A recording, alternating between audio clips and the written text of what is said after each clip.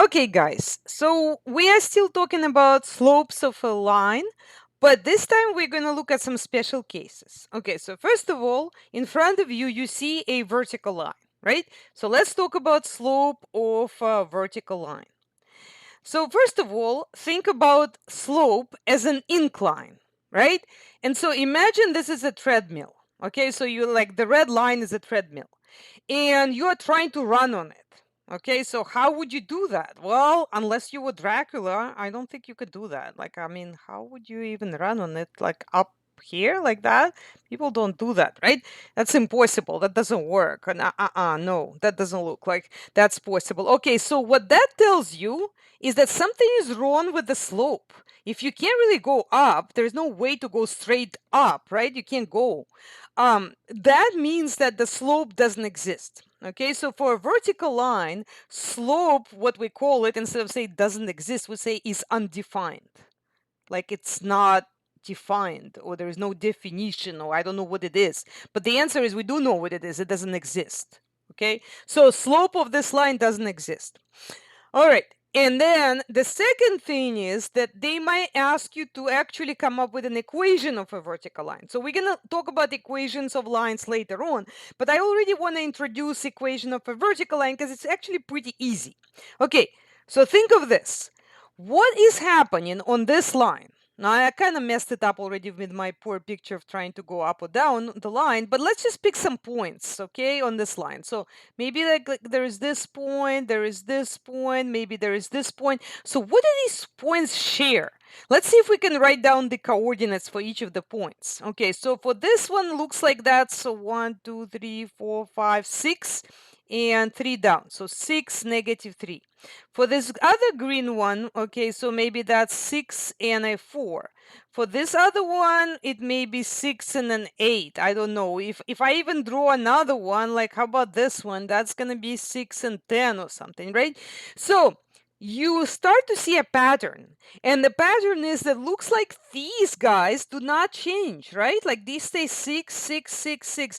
And the y's do change, but the x's do not. And because it's the x's that don't change, the equation of that line is just going to be x equals 6. See how easy that is? So if it's a vertical line, the equation of it is x equals, and then whatever the x value is over here for any of these points, doesn't matter what the y is, because y is basically changing, but x staying the same, because you can't escape the line. You're going up and down the line, your x is the same. And so x equals 6 is going to be your equation. And the slope is undefined. So if you ever think, because people mix up the vertical and horizontal lines, if you ever try to think of it, just ask yourself, if this were a treadmill, can I walk on it unless I'm Dracula? The answer is no, you cannot. You cannot walk on walls. I'm sorry to tell you that. You can't. So that means the slope is going to be undefined. Okay, now let's take a look at the second case, which is a horizontal line, right? So what's happening with horizontal lines? We're going to also come up with what's the slope, and then we're also going to come up with an equation. Okay, so what's the slope? Okay, so this is you. You are running on the treadmill. This is you. And man, how easy it is, because the slope is nothing. There is no incline. And when it says no incline, what does that tell you? That means it's 0. Okay, so it's not hard. Slope of a horizontal line is 0, because when it's horizontal, your treadmill is horizontal. It's the easiest possible situation because it's flat. And so there is no incline, so slope is 0. Okay, now let's see if we can come up with the equation. So the easiest thing to do is to just pick some points and see what's going to be common between these points. And I'm just like arbitrarily just pick them somewhere. Doesn't really matter where I pick them, okay? And let me write down the coordinates of these points. So like for example, this one, I'm going 3 to the right, I'm going 4 down. So this would be 3, -4. This one right here looks like I'm going 6 to the right and then 4 down. This one would be 7, 8, 9, 10. 4 down. Don't have to, I was picking 3, 6, okay, 10. I didn't want to make you to think that I'm doing some kind of pattern. I'm just arbitrarily, picking these points. So this one would be like -3, negative, no, that would be -4, right? -3, -4. Okay, now that one would be -3. Oh, no. 1, 2, 3, 4, 5, 6, 7, -7.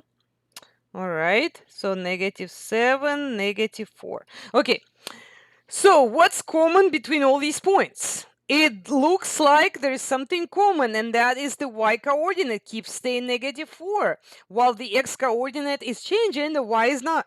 Okay, so that means that the equation of this line is y equal -4. So it's not that hard. Horizontal lines always will have equation y equals something. It's kind of counterintuitive because you think of horizontal is like an x-axis, but yet the equation is y. So again, if you ever decide like I don't really know what it is it y equal -4 or is it x equal -4, just do what I do, like come up with some points and figure out what's not changing, and all you have to really do is just pick 2 points. Once you pick 2 points and see that the y coordinate is not changing, it's staying -4, then you're in business. Okay,